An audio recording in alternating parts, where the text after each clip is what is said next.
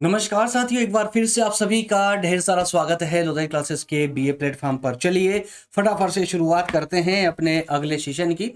साथियों, lecture number 7 होने जा रहा है लोक प्रशासन यानी पब्लिक एडमिनिस्ट्रेशन में बीए थर्ड ईयर के लिए। ठीक है, तो बीए थर्ड ईयर के लिए दैट मीन्स कि बीए थर्ड ईयर के सिलेबस के अकॉर्डिंग में ये सीरीज कंटिन्यू कर रहा हूँ, लेकिन इसका जो कंटेंट है वो यूपीएससी तक की लेवल रखता है। याद रखिएगा, डेप्थ की बात करें तो यूपीएससी भी कवर करेगा, स्टेट पीसीएस एग्जाम भी कवर करेंगे। तो आप एमए की तैयारी तो इससे सटीक रूप से कर ही सकते हो, ये ध्यान रखिएगा। तो चलिए शुरुआत करते हैं सेशन की। आज का सेशन यानी आज के सेशन में हम जो कॉन्सेप्ट कवर करने वाले हैं वो है नवीन लोक प्रबंधन। तो कल वाले सेशन में हमने बात की थी नवीन लोक प्रशासन की, और आज हम बात कर रहे हैं नवीन लोक प्रबंधन। एक छोटा सा कॉन्सेप्ट है, बहुत ज्यादा समय नहीं लगेगा, लेकिन ध्यान रखिएगा छोटा कॉन्सेप्ट है इसका मतलब ये नहीं है कि एग्जाम के लिए महत्वपूर्ण नहीं है। एग्जाम के लिए समान रूप से उपयोगी है ये कॉन्सेप्ट, इग्नोर मत कीजिएगा, क्योंकि इंटरलिंकिंग के माध्यम से आप पढ़ोगे एक कॉन्सेप्ट, लेकिन आपके आगे और पीछे वाले अन्य जो कॉन्सेप्ट है वो भी इससे इंटरलिंकिंग के माध्यम से क्लियर हो जाते हैं, ध्यान रखिएगा। चलिए आगे बढ़ेंगे और लेते हैं अपना, सीधे बढ़ेंगे अपनी स्लाइड की ओर। लेकिन हाँ, उससे पहले जो भी नए छात्र हैं वो ध्यान रखिए, प्लेलिस्ट में अगर आप जाते हैं तो आपको यहाँ पर फ्री ऑफ कॉस्ट 80 से ज्यादा सब्जेक्ट पढ़ने को मिल जाते हैं। तो प्लेलिस्ट को जरूर विजिट कीजिएगा, चाहे आप फर्स्ट ईयर के स्टूडेंट हो, सेकेंड को हो या थर्ड ईयर के। ठीक है, इसके अलावा कंप्लीट पीडीएफ कोर्स भी अवेलेबल है, अगर आप लेना चाहें तो 399 के सब्सक्रिप्शन अमाउंट पर आपको ये तीनों माफ कीजिएगा कंप्लीट पीडीएफ कोर्स, जिसमें आपके पूरे 9 से 10 विषय शामिल होते हैं। थर्ड ईयर में 9 सब्जेक्ट है, फर्स्ट ईयर में जो न्यू एजुकेशन पॉलिसी के अकॉर्डिंग जो चेंजेस आए हैं उसके अकॉर्डिंग 10 सब्जेक्ट हैं। ये सभी जो है आपको ऑल सब्जेक्ट यहाँ पर 60% डिस्काउंट के साथ में 399 के सब्सक्रिप्शन में मिल जाते हैं। हिंदी माध्यम में अवेलेबल है, पीडीएफ फॉर्मेट में रहने वाले हैं और व्हाट्सएप पर ही मिलेंगे। तो इस पेज का स्क्रीनशॉट लेकर के इस नंबर पर व्हाट्सएप कर दीजिए और बता दीजिए आपके सब्जेक्ट कौन कौन से हैं, उसके अकॉर्डिंग आपको सब्सक्रिप्शन प्रोवाइड करवा दिया जाएगा। चलिए अब बढ़ते हैं अपने डायरेक्ट सेशन की ओर। ठीक है दोस्तों, अब हम बात करने वाले हैं टेबल ऑफ कंटेंट। और टेबल ऑफ कंटेंट में हम बात करेंगे आज के मुख्य पाठ्यक्रम की, यानी कि पूरे लेक्चर में हम क्या क्या पढ़ने वाले हैं, क्या क्या कौन कौन से पॉइंट कवर करेंगे। नवीन लोक प्रबंधन हमारा टॉपिक का नाम है। इसमें सबसे पहले हम बात करेंगे पृष्ठभूमि की। जी हाँ, नवीन लोक प्रबंधन की पृष्ठभूमि यानी कि उसकी उत्पत्ति आखिर हुई कैसे। पॉइंट नंबर 2 में हम बात करने वाले हैं मुख्य सिद्धांतों की और उसकी विशेषताओं की। किसकी? नवीन लोक प्रबंधन की, न्यू पब्लिक मैनेजमेंट की। पॉइंट नंबर 3 में हम कुछ तत्वों को देखेंगे, जस्ट लाइक कि 3 C's और 3 E's जैसे कुछ फॉर्मूलाज है, कुछ तत्व है, उनको देखने वाले हैं। पॉइंट नंबर 4 में हम इसकी आलोचना भी देखने वाले हैं कि जो कॉन्सेप्ट नवीन लोक प्रबंधन को लेकर लिया गया है उसमें क्या क्रिटिसिज्म हो सकते हैं, यानी क्या उसकी आलोचनाएं हो सकती है। चलिए तो यहां से इन चारों पॉइंटों को वन बाय वन करके कवर करने का प्रयास करते हैं। चलिए लेते हैं पॉइंट नंबर 1 से। सबसे पहले बात करेंगे नवीन लोक प्रबंधन की। नवीन लोक प्रबंधन की, और अगर दोस्तों इसकी देखिए, पहले कुछ छोटी सी पृष्ठभूमि बना लेते हैं। नवीन लोक प्रबंधन, अब नवीन लोक प्रशासन तो आप लोगों ने कल पढ़ चुके थे, है ना, नवीन लोक एडमिनिस्ट्रेशन। लेकिन आज हमारा कॉन्सेप्ट है नवीन लोक प्रबंधन, दैट मीन्स की नवीन लोक माफ कीजिए न्यू पब्लिक मैनेजमेंट। तो प्रशासन में और प्रबंधन में क्या डिफरेंस होता था, आप आई थिंक कि लेक्चर नंबर 5 में समझ चुके थे, है ना। तो वहां पर लोक प्रशासन और प्रबंधन, इन दोनों कॉन्सेप्टों को हमने सेपरेटली समझने की कोशिश की थी। वो कल वाले सेशन में हमने नवीन लोक प्रशासन को देखा कि उसको उत्पत्ति कैसे हुई थी, और पारंपरिक प्रशासन में और नवीन प्रशासन में क्या डिफरेंस हुआ करता था। लेकिन आज का जो ये कॉन्सेप्ट है प्रबंधन का, ये बिल्कुल, ये मान लीजिएगा कि जो लेक्चर नंबर 5 में हमने प्रबंधन वाला कॉन्सेप्ट समझा था ना, बिल्कुल वही है। लेकिन यहां पर एक नवीन शब्द जुड़ जाने से इसके कुछ कॉन्सेप्टों में परिवर्तन आ गया है। जैसे देखिए, ध्यान रखिएगा, सरकारी प्रबंधन में, सरकारी प्रशासन में निजी क्षेत्र की कुशल प्रबंधकीय तकनीकों, व्यावसायिकता और बाजार सिद्धांतों को लागू करना ही नवीन लोक प्रबंधन है। ध्यान रखिए, नवीन लोक प्रबंधन, नवीन लोक प्रबंधन का सीधा सा मतलब यह है कि कुछ ऐसे कार्य जो सरकार को करने चाहिए वो सरकार अपने पास रखेगी, यानी प्रशासन अपने पास रखेगा, स्वयं से करेगा। और लेकिन जो कार्य आवश्यक नहीं है, महत्वपूर्ण, बहुत ज्यादा महत्वपूर्ण नहीं है, मुख्य कार्य नहीं है, उनका सरकारी कार्यों को वो प्राइवेट कंपनियों को, प्राइवेट या जो है निजी संस्थाओं को दे देता है कार्य करने के लिए। उसी को हम यहाँ पर नवीन लोक प्रबंधन के कॉन्सेप्ट के साथ जोड़ करके देख रहे हैं। तो इसमें ज्यादा कंफ्यूज होने की जरूरत नहीं है, मैं आगे और इस कॉन्सेप्ट को पूरी तरह क्लियर कर दूंगा। लेकिन सबसे पहले हम समझ लेते हैं इसकी उत्पत्ति के बारे में, ठीक है। अभी नोट डाउन मत कीजिएगा, नोट डाउन करने के लिए मैं साइड में हो जाऊंगा, तो वीडियो को रोक करके नोट डाउन कर लीजिए, अगर स्क्रीनशॉट लेना तो स्क्रीनशॉट ले लीजिएगा ना। तो अभी खाली कॉन्सेप्ट को अच्छे से एक बार समझ लीजिए। देखिए साथियों, अगर नवीन लोक प्रबंधन की उत्पत्ति की विकास बात करें या पृष्ठभूमि की बात करें, तो इसकी अवधि कब से कब तक रही, यानी कि उसकी उत्पत्ति कब हुई है। तो ध्यान रखना दो बातों को, 1980 से 1960 के दशक में।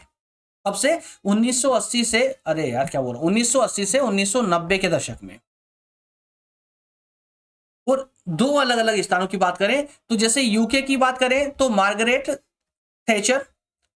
थेचर के कार्यकाल में इसकी उत्पत्ति हुई थी। और यूएसए में यानी अमेरिका में बात करें तो रोनाल्ड रीगन के कार्यकाल में इसकी उत्पत्ति हुई थी। तो यहां पर आपको जो याद रखने लायक है क्या है कि नवीन लोक प्रबंधन की उत्पत्ति की बात करें तो 1980 से 1990 के दशक के बीच में यूके में मार्गरेट थेचर के कार्यकाल में और यूएसए में रोनाल्ड रीगन के कार्यकाल में इसकी उत्पत्ति मानी जाती है। और अगर सबसे पहले इसकी इस शब्द की प्रयोग की अगर बात करें कि इस शब्द का सबसे पहले प्रयोग किसने किया था, तो दोस्तों इसका सबसे पहले प्रयोग जो है एक शोध पत्र a public management for all seasons में किया गया था। तो ये जो एक शोध पत्र है a public management for all seasons, ये किसने लिखा था, तो ध्यान रखिएगा क्रिस्टोफर हुड ने लिखा था इसको, क्रिस्टोफर हुड ने। और इन्हीं ने जो है 1991 में सबसे पहले इसका अपने शोध पत्र में उल्लेख किया था। तो सबसे पहले अगर ये शब्द जब आया तो उस समय 1991 में आया। इसके पीछे कारण क्या था, नवीन लोक प्रबंधन के आने के पीछे, शोध पत्र में भी आने के पीछे रीजन क्या था। रीजन जैसा हम प्रारंभ से पढ़ते आ रहे, लाल फीताशाही, यानी इतनी कागजी कार्यवाही होती थी संस्थाओं में कि वो कागजी कार्यवाही में ही इतना समय चला जाता था कि रियल ग्राउंड पर आकर के वो कार्य हो ही नहीं पाता था। जैसे पारंपरिक लाल फीताशाही को देख लीजिए आप, या इस लाल फीताशाही के कारण जो विलंब होता था, देरी होती थी, और सरकारी संस्थानों की जो अक्षमता थी, उस सबको समाप्त करने के लिए ही इस नए शब्द का उद्भव हुआ, न्यू पब्लिक मैनेजमेंट का। अब चूंकि जब न्यू पब्लिक मैनेजमेंट शब्द आया तो उसमें वो सारी जो भी कमियां थी पुराने सिस्टम में, उन सभी कमियों के खिलाफ ये सिस्टम आया है, यानी कि उस सारी कमियों को खत्म करने के लिए ही इस न्यू पब्लिक मैनेजमेंट ने जो है जन्म लिया एक प्रकार से।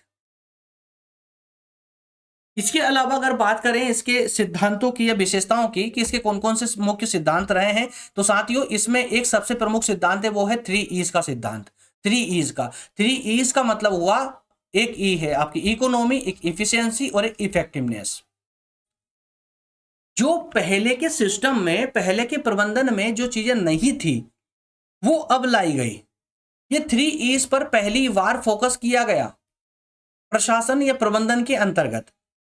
फर्स्ट है इकोनॉमी, दैट मीन्स की मितव्ययिता। मितव्ययिता का मतलब होता है कि कम से कम संसाधनों का उपयोग करके ज्यादा से ज्यादा, या कहें कि कुशल उपयोग करके और अच्छा आउटपुट प्राप्त करना। इफिशियंसी की बात करें तो न्यूनतम लागत पर कम पैसे लगा करके ज्यादा उत्पादन प्राप्त करना। वही इफेक्टिवनेस की बात करें तो निर्धारित लक्ष्यों की समय पर प्राप्ति करना। लेकिन इफेक्टिवनेस में समय पर लक्ष्यों की प्राप्ति करना ये तो ठीक है, लेकिन किसके साथ में, बाकी ऊपर की जो 2 E's है, यानी कम संसाधनों का उपयोग करके और न्यूनतम लागत पर निर्धारित लक्ष्यों की प्राप्ति करना ही, ये तीनों को जब एक साथ मिला देते हैं तो बन जाता है 3 E's। तो इस सिद्धांत में, विशेषताओं में ये 3 E's वाला फॉर्मूला आप लोग याद रखेंगे। इसके बाद में नागरिक को प्रजा न मान करके ग्राहक मानना, क्योंकि जब प्रशासन नागरिकों को ग्राहक मानेगा तो उनकी संतुष्टि की भी चिंता करेगा, और जब संतुष्टि की चिंता होगी प्रशासन को तो सारे कार्य वो होंगे जिससे जनता के लिए, यानी देश की या समाज के विकास के लिए कार्य हो सके। प्रशासन का मुख्य उद्देश्य नागरिकों की संतुष्टि होना चाहिए, और इसी को सर्वप्रथम स्थान दिया गया नवीन प्रबंधन में, चाहे वो नवीन प्रशासन हो, चाहे वो नवीन लोक प्रबंधन हो। परिणाम पर ध्यान की बात करें, परिणाम पर ध्यान, तो नियमों के पालन की बजाय अंतिम परिणाम और प्रदर्शन को प्राथमिकता दी गई कि अंतिम परिणाम क्या मिल रहा है। लेकिन जब पारंपरिक की बात करें, पारंपरिक प्रशासन की बात करें, तो वहां सिर्फ नियमों के पालन पर ही मुख्य जोर दिया जा रहा था, फोकस किया जा रहा था। लेकिन जब नवीन शब्द आगे जुड़ गया, नया कॉन्सेप्ट निकल करके आया नवीन लोक प्रशासन का या नवीन लोक प्रबंधन का, तो उसमें परिणाम को सबसे ज्यादा महत्व दिया गया, प्राथमिकता दी गई। केंद्रीकरण भी पहली बार इसी कॉन्सेप्ट में संभव हो पाया, निर्णय लेने के अधिकारों का नीचे के स्तरों पर हस्तांतरण करना। क्योंकि अभी तक इससे पहले के कॉन्सेप्ट, इससे पहले का जो भी संस्थाएं रही है, जो भी प्रशासन रहा है, उसमें सिर्फ निर्णय लेने की जो पावर थी वो सिर्फ ऊंचे पदों पर ही हुआ करती थी, उच्च अधिकारियों के पास हुआ करती थी। लेकिन इसमें जरूरी किया गया कि उस निर्णय लेने की जो पावर है उसे नीचे के स्थानों पर भी हस्तांतरित की जाए, ताकि निर्णय लेने में जो है विलंब ना हो। इसके अलावा प्रतिस्पर्धा और निजीकरण का कॉन्सेप्ट भी निकल करके आया। सार्वजनिक सेवाओं में निजी क्षेत्र की भागीदारी और प्रतिस्पर्धा का माहौल बनाना। सार्वजनिक सेवाओं में, ठीक है, तो सार्वजनिक सेवाओं में निजी क्षेत्र की जब भागीदारी होगी और जब निजी क्षेत्र के अलग अलग संस्थाएं प्रतिस्पर्धा का माहौल बनाकर के जब सरकारी सेवाओं में आएंगे, तो इफिशियंसी भी मिलेगी, मितव्ययिता भी होगी और साथ साथ प्रभावशीलता यानी इफेक्टिवनेस भी प्राप्त होगी। क्लियर है? चलिए जल्दी स्क्रीनशॉट ले लें। इसके बाद में बात करते हैं पॉइंट नंबर 3 में प्रमुख तत्वों की, 3 C's फॉर्मूले की। जी हाँ, 3 C's फॉर्मूला क्या है? ये 3 C's फॉर्मूला, तो 3 C's फॉर्मूला, इस 3 C's फॉर्मूले में आप समझ गए होंगे कि 3 C की बात कर रहे हैं हम। पहला C है कॉन्ट्रैक्टिंग आउट, सेकेंड है कंपटीशन, दूसरा है थर्ड है कस्टमर ओरिएंटेशन।